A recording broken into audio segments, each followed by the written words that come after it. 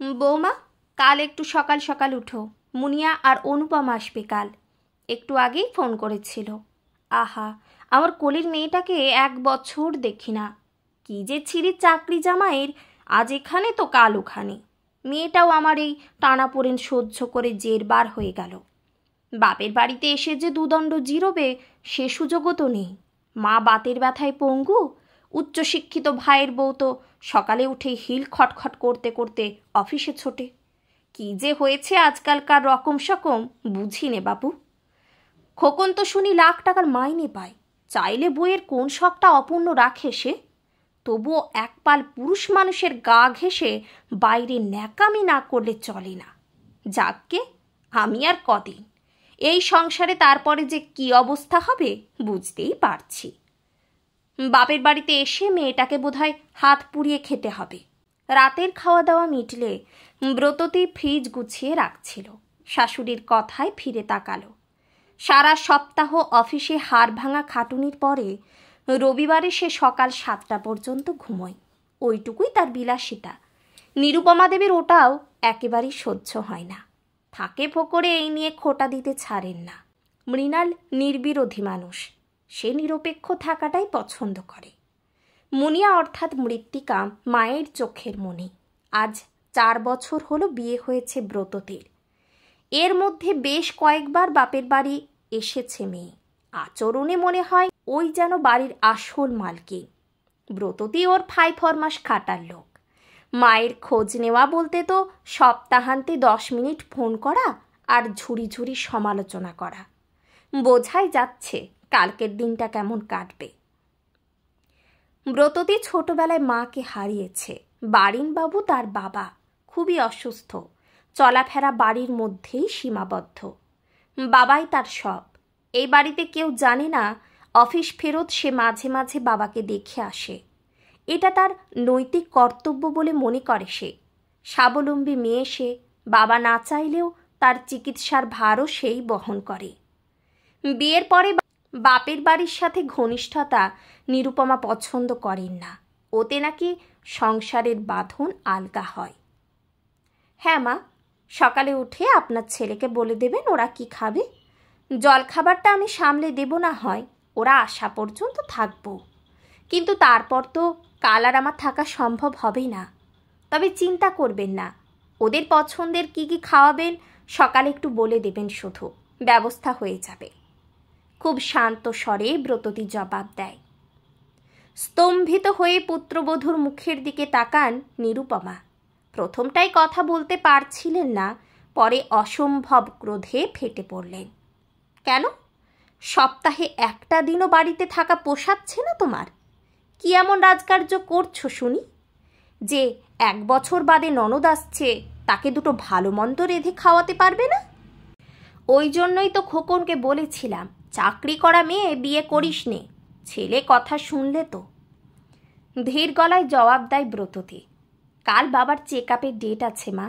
বাবার তো ছেলে নেই, আমি না নিয়ে গেলে কে নিয়ে যাবে? শ্বশুর বাড়িতে কাজ থাকলেও যেতে হবে? কই, আমি যে পা ভেঙে এতদিন বিছানায় পড়েছিলাম, মুনিয়াকে তো বিব্রত করিনি। সে তো তখন বরের সাথে কাশ্মীরে বেরিয়ে এলো। মেয়ে পরঘড়ি হয়ে গেলে অত জোর দেখানো যায় না। বিয়ের পরে মেয়েদের শ্বশুর বাড়িটাই সব। আমাদের কালে এসব শেখাতে হতো না। এখনকার বেহায়া মেয়েগুলো কিছু শিখলে তো। হ্যাঁ মা, সবই মনে আছে আমার। আমাদের দুজনকেই যে তখন অফিস ছুটি নিতে হয়েছিল। আমাদের প্রাচীন সংস্কার অনুযায়ী মা বাবা সেবার দায়িত্ব তো পুত্র পুত্রবধূ থাকলে তাদের ওপরেই বর্তায়। কন্যা সন্তান তো পরের সম্পত্তি। তার বাপের বাড়ি সম্পর্কে নিজস্ব কিছু বক্তব্য থাকতে নেই যে। মায়ের রোগশয্যায় বসার সময় তার কোথায়? সে তো শ্বশুর বাড়ির মনোরঞ্জন করতেই ব্যস্ত থাকে।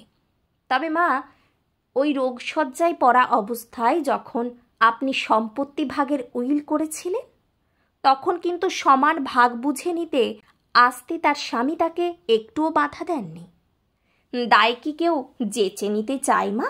তার জন্য নৈতিক শিক্ষার প্রয়োজন। আর সেই শিক্ষাও ছোটবেলা থেকেই বাবা মাকেই শেখাতে হয়। ক্রোধে নিরুপমার মুখের চেহারা লাল টকটকে হয়ে ওঠে। তোমার সাহস তো কম নয় বৌমা, 2 টাকা রোজগার করো বলে তুমি এত বড় কথাটা আমাকে বলতে পারলে? আমার মেয়েকে আমি শিক্ষা দিইনি? আর তুমি তোমার বাপের বাড়ি থেকে কি কি শিক্ষা পেয়েছ? বেশ ভালোই বোঝা যাচ্ছে তো। শাশুড়ি ননদের সমালোচনা করছো, সমাজের নিয়মকানুন কিছুই কি মানার প্রয়োজন নেই? যুক্তিপূর্ণ কোনো কথার সাথে রোজগারের যোগসূত্র নেই মা। না রেগে ঠান্ডা মাথায় আপনি ভালো করে ভেবে দেখুন তো, আপনার ছেলে এবং মেয়ে দুজনের জন্মের সময়ে আপনাকে সমান যন্ত্রণা ভোগ করতে হয়েছিল। তাদের মানুষও করেছেন একইভাবে, একই রকম স্নেহ মমতা দিয়ে। একইভাবে শিক্ষিত করে তুলেছেন দুজনকেই। সাধ্যাতীত খরচে যেমন ছেলেকে পড়াশোনা শিখিয়েছেন, ঠিক তেমনি মেয়েকেও সুপাত্রস্থ করেছেন। তার পরিবর্তে ছেলের যেমন মা বাবার সুখ স্বাচ্ছন্দ্য দেখা কর্তব্য, মেয়ে কি সেই ব্যাপারে একেবারেই দায়মুক্ত? সব মা বাবার হয়তো প্রয়োজন থাকে না, কিন্তু ভাই বোন কাঁধে কাঁধ মিলিয়ে মা বাবার জন্য এসে দাঁড়ালে তাদেরও তো ভালো লাগে। আইন এখন দুজনকেই সম্পত্তির উত্তরাধিকারী হিসাবে চিহ্নিত করেছে। শুধু পিতৃ মাতৃদায় মেয়ের ক্ষেত্রে সেই উত্তরাধিকারের বাইরে কেন বলুন তো? পুত্রবধূকে যে কর্তব্যের কথা বারবার মনে করিয়ে দেওয়া হয়, জামাইয়ের ক্ষেত্রে কি সেটা নিয়মের বাইরে? বেশিরভাগ মা বাবা এক্ষেত্রে কেন পুরনোপন্থী? আমি এমন শিক্ষা আমার বাপের বাড়িতে পাইনি। আমার বাবার কাছে পুত্র কন্যা দুজনেই সমান। তাই আমি এই বাড়ির কর্তব্যে কোনো গাফিলতি না রেখেই চিরজীবন বাবার দেখাশোনা করব।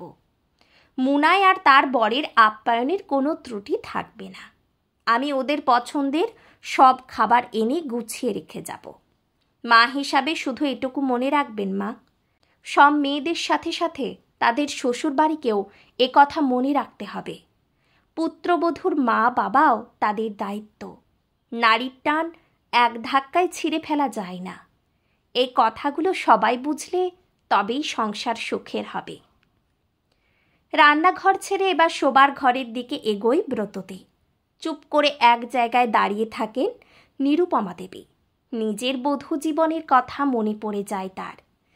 2 ননদ বর্তমান থাকা সত্ত্বেও অসুস্থ শাশুড়িকে ফেলে মৃত্যুশয্যায় পড়ে থাকা নিজের মাকে একবারও চোখের দেখাও দেখতে পাননি তিনি।